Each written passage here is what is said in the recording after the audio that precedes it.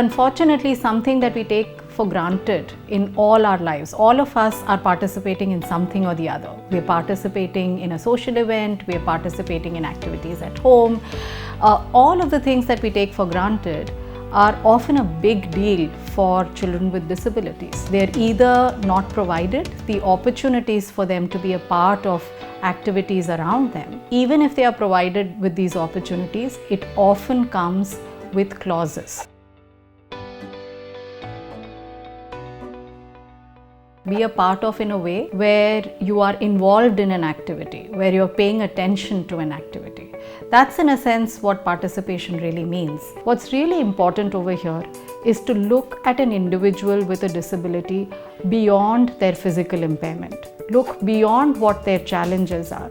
Look at their experience of having a disability in totality. What's happening to them because they have these challenges? How are people including them in everyday activities? Once you've identified that the individuals are not being included in these activities in the ways that they ought to be, identify what are these barriers, what are some limitations or barriers that is stopping the children from being a part of these activities. Often, the onus of being part of the activities is placed on the child with disability. For example, if I have trouble with walking, or if I have trouble with talking and others are not able to understand me, the onus often rests squarely on the child to be able to do this to perfection. And unless they do it to perfection, they are not included in activities. Let's change this. Let's also make the environment more conducive. Let's try and examine our attitudes. Let's try and examine all the barriers that exist in everyday world for children to be a part of these activities.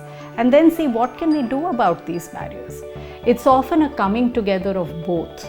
How can we help the child with some of the difficulties they are having, but also how can we make the environment more friendly so that it becomes an opportunity for the child to be a part of everyday things that you and I take for granted.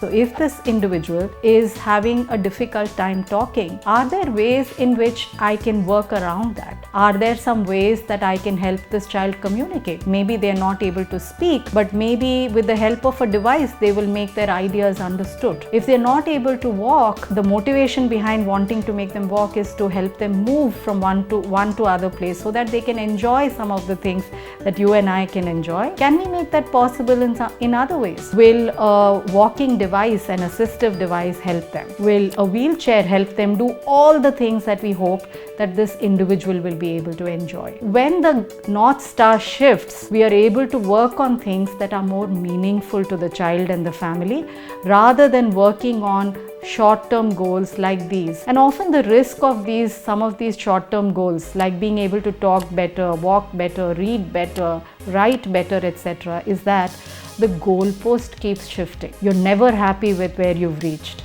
Today, you may be attempting to, let's say, write a single page, but tomorrow you feel that's not enough because everybody is writing 10 pages. So you need to make your child write 10 pages. Today, your child is able to talk in a sentence. And you may feel, oh, that's a small win, but quickly you realize, oh, but others are talking a whole paragraph and this is no longer enough. I need to push my child harder.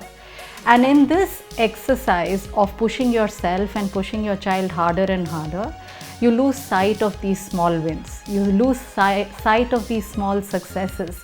And often everything becomes something about, pushing your child to do more, pushing your child to do things to perfection.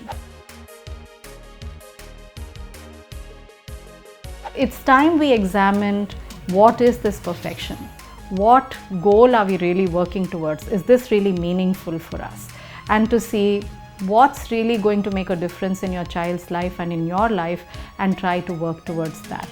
And this is where participation gives us that pathway, that roadmap to work towards something that's meaningful. So participation can be an important barometer of what success can look like. Something as simple as stepping out of your house, going to a park, being able to enjoy a meal with a family in a restaurant, being able to do things in the house, whether it is having a meal together with a family, enjoying a family function together, being able to have friends, having opportunities for leisure activities just like anyone else, being able to go to a place, workplace, and feeling productive, that I'm contributing back to the society. All of these are examples of participating. If you found this video helpful and would like more content like this, please like this video and also subscribe to our channel.